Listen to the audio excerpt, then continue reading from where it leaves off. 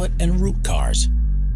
Every motorcade needs guides, and as far as route finding goes, the pilot and route car essentially fill this role.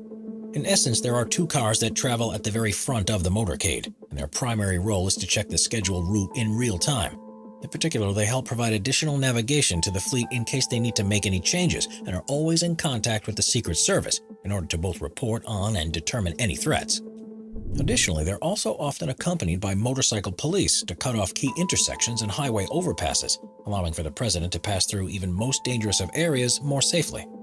However, the two cars serve two slightly different roles, as while the route car is generally minutes ahead of the fleet, the pilot car is only a few seconds ahead. This is essential because it thus allows the pilot car to have a better contact with law enforcement, while the route car does more of the reconnaissance work. Therefore, in tandem, these cars really do act as the head scouts for the entire fleet, as one wrong calculation or oversight can easily lead to major issues down the line. Number 9. The sweepers. While the lead and route cars certainly have an important job, it would simply be impossible for them to do what they do on their own in an effective manner. As a result, they rely on the help of the sweepers to ensure their precautionary measures can be carried out. Now, typically speaking, the sweepers are composed of rows of police on motorcycles and in patrol cars. They deploy in front of the motorcade, clearing the way so that the motorcade's speed can remain constant, as their sirens and sheer numbers are typically pretty effective in clearing out any traffic. They're also essential in regard to mobility, as they can be used to block off roads or clear off threats if necessary. Yet above all, they can even be upgraded if the president is in a particularly dangerous area, as they can be replaced by large armored vehicles in order to have a little bit more of a punch. When you further consider that they also act as a second line of reconnaissance due to their ability to give more eyes to scouting efforts, they really are essential in any presidential transport operation. Number 8. The lead car. Although the route car and pilot car may physically be the first two cars in line during any presidential motorcade, it is in fact the lead car that's the decision maker during a presidential escort. Typically speaking, it will be a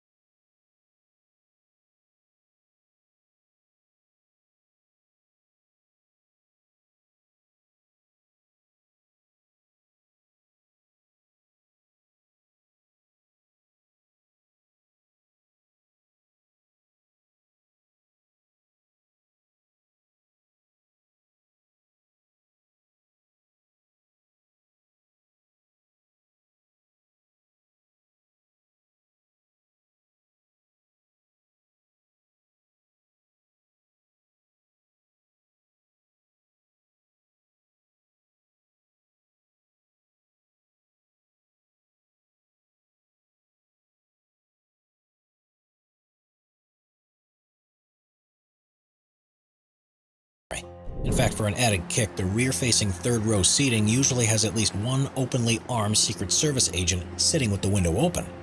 Yet in addition to the agent's weaponry, the driver is also trained in a number of highly specialized defensive driving and VIP protection tactics based on a long list of contingencies, with this allowing a driver to quickly pick up the president and escape from any high-risk situation.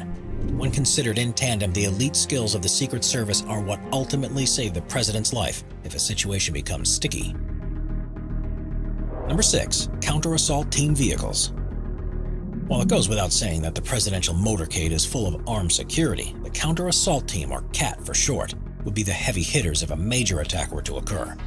That's because this is the squad that is the most heavily armed in the case of an attack, as they typically sport large rifles such as SR-16 carbines, with their task being, as put by former Secret Service agent Dan Bongino, to quote, "get the president out of trouble, end of story. You don't care who has the bigger guns." As such, they are able to, as put by an anonymous Secret Service agent, quote, "lay down an unbelievable amount of suppressive fire." And they will use a number of weapons and pieces of equipment such as assault rifles, night vision goggles, flashbangs, and concussion grenades, while dressed in heavy body armor in order to get the job done.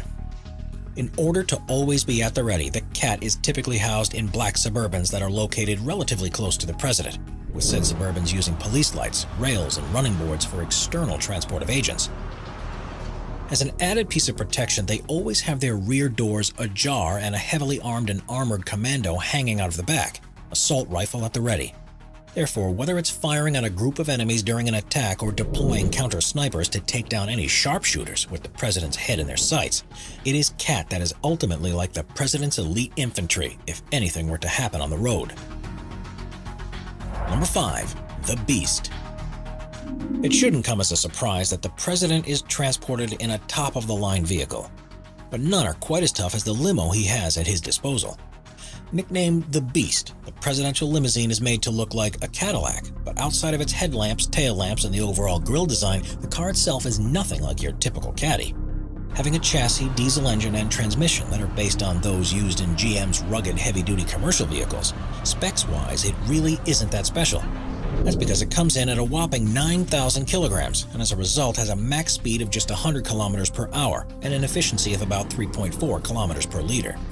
However, in just about every other respect, it's a world-class vehicle. For example, the car doors are reportedly 8 inches thick and weigh as much as the doors found on a Boeing 787 airplane.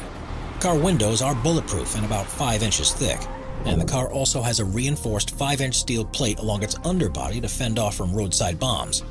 The tires are reportedly run flats made from the super high-strength material Kevlar, which means that they function even after being punctured. If the president were to ever be faced with a chemical attack, the inside of the car can be completely contained, and even the fuel tank itself can be surrounded with a special foam material in order to insulate it from outside threats. And if the president ever gets in a really messy situation, the trunk of the car is fully stocked with tear gas canisters, shotguns, grenade launchers, oxygen tanks, night vision cameras, and a cache of the president's blood type. In other words, the car really is ready for anything. Yet it's also important to note that the Beast has its own fair share of problems. That's because despite being as tough as it is notoriously difficult to drive and prone to breaking down. As a result, the president's car, which is codenamed Stagecoach, is always paired with a number of other decoys, which are codenamed Spare, so that the US president's protection never becomes problematic. Number 4. The Boeing C-17 Globemaster III.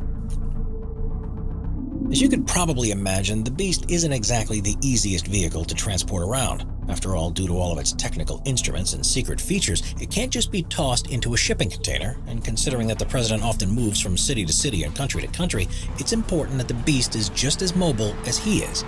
As a result, the Beast currently has its own Boeing C-17 Globemaster III cargo plane, so that it can accompany the president at all times, with said C-17 often carrying some of the other vehicles in the presidential motorcade. To top this off, there have been even several occasions that, for one reason or another, the C-17 has been used to transport the president himself. Interestingly enough, when this occurs, the plane temporarily gains the Air Force One call sign while in flight. Now, the C-17 was first instated into the U.S. Air Force in 1995. With a capacity to accommodate 77,500 kilograms, it stands apart for being able to lift practically anything.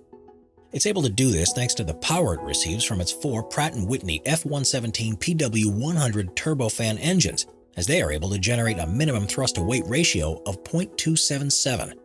These engines also help the plane go relatively fast, as despite its massive size, it can still reach speeds of Mach 0.87 while having a range of 4,400 kilometers while carrying a 71,000 kilogram payload.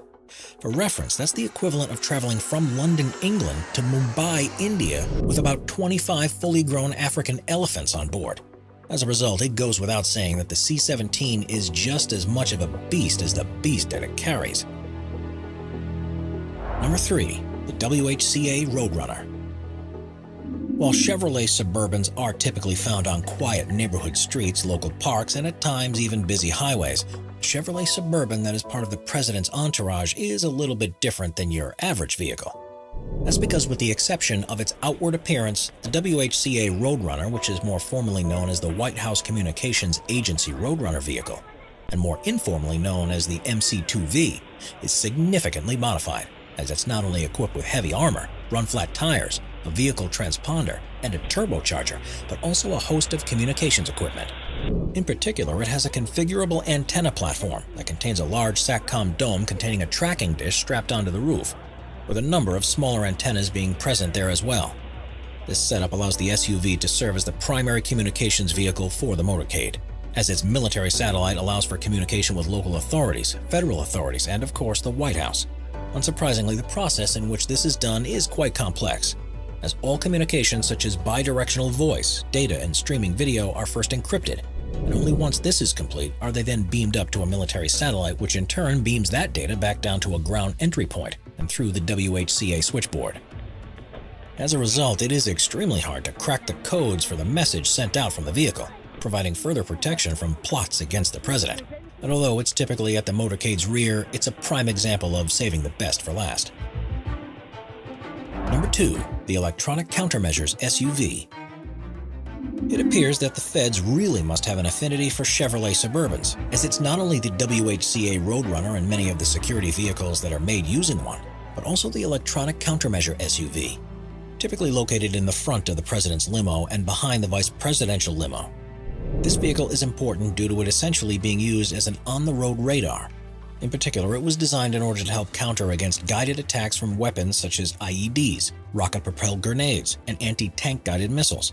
It's able to do this primarily thanks to two important features: the two collinear antennas mounted on the roof and the two dome-shaped electronic warfare sensors that are located there as well.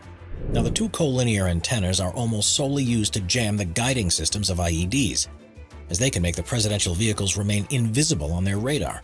On the other hand, the electronic warfare sensor most likely use millimeter wave radars to detect the launch of rocket-propelled grenades, laser rangefinder illuminations, and anti-tank guided missiles, which then most likely triggers a series of infrared smoke grenades that provide a visual smokescreen in the kill zone, allowing the presidential limo to escape and giving some time for the counter-assault team to respond. This therefore means that while the Electronic Countermeasures SUV typically goes relatively unused, it can quickly become the president's lifesaver if things begin to go south.